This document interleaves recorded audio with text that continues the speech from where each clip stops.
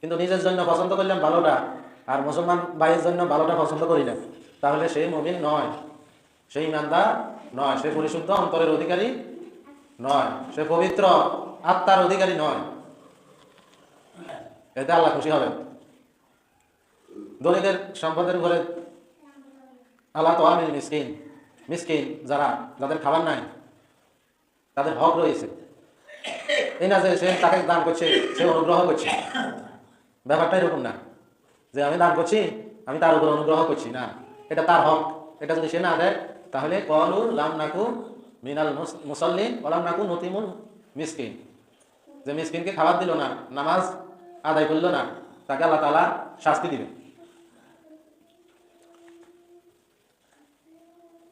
তো আমাদের রাসূল সাল্লাল্লাহু আলাইহি সাল্লামকে আল্লাহ তাআলা দুনিয়াতে পাঠাইছেন, তিনি তো অনেক কষ্ট করেছেন।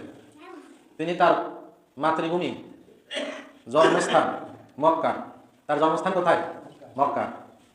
তার আত্মীয় স্বজন, প্রতিবেশী, বংশধর, তার ভিটামাটি সব কিছু কোথায়? মক্কা। তিনি কি মক্কাতে সুখে শান্তিতে থাকতে পেরেছিলেন? পারেন নাই। বলেন, তিনি কি তার মাতৃভূমিতে থাকতে পারছেন? পারেন না। কেন পারেন নাই? তিনি বলছেন যে আমি হচ্ছি আল্লাহর নবী, আল্লাহ আমাকে মেসেঞ্জার করে পাঠিয়েছেন বার্তা পৌঁছায় দেওয়ার জন্য।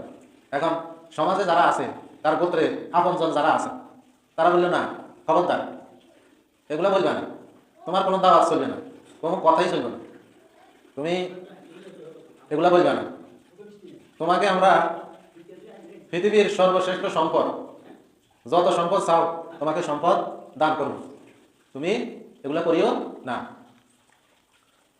বললো যে তুমি পৃথিবীর যত শ্রেষ্ঠ নারী আছে, সুন্দরী নারী, তুমি যাকে পছন্দ আমরা তাকে দেবো, তোমাকে আনি দেবো। পৃথিবীর এমন যেটাই চাও আমরা তোমাকে দিতে রাজি, কিন্তু তুমি তোমার এই দিনের কথা বলিও না। আমরা অনেক সুখে আছি, আমাদের অনেক সম্মান আছে। এই যে আমি এখন বলি, আসলে কি আমরা এখন কি আমার দিকে তাকাইবেন? আমার জামা কি কেমন সুন্দর না অপরিষ্কার, জামা পরিষ্কার আছে কিনা, তারপরে আমি কোন বংশের লোক, আমি ভালো মানুষ না খারাপ মানুষ, এগুলা চিন্তা করবেন? নাকি আমার চেহারার দিকে তাকাইবেন, এর কথা শোনা যাইব কিনা, নাকি আমি কি বলি সেটার দিকে তাকাইবেন? কোন দিকে?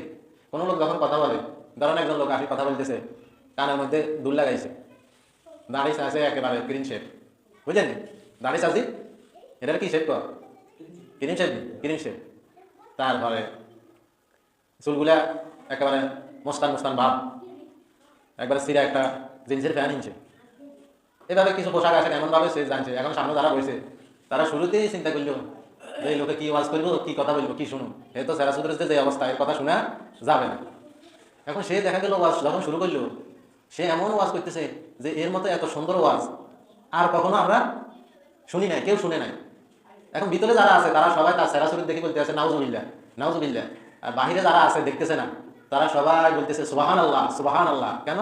তারা কথা শুনতেছে, কি বলে কথাগুলো খুব ভালো লাগতেছে, তারা বাহির থেকে বলতেছে কি সুবহান আল্লাহ, আর ভিতরে যারা আছে তারা কি বলতেছে নাউজুবিল্লাহ। কথা বলছেন? এই জন্য কার কি দোষ, অমুকের এতটা দোষ, অমুকের 20টা দোষ, অমুকের 30টা দোষ, অমুকের 50টা দোষ আছে, অমুকের দোষ আছে ধরেন না 70টা, অমুকের দোষ আছে 30টা। আমরা শুধু দোষ তালাশ করলাম। কি তালাশ করলাম? ওরা দূরে দূরে হেতে বুঝি ভালো কথা কর, হেতে হেতে তো দোষের আর কোনো শেষ নাই। তো ভালো কথা বলবো কে? আসমান থেকে ফেরেশতা একজন নাজিল করবো কেন?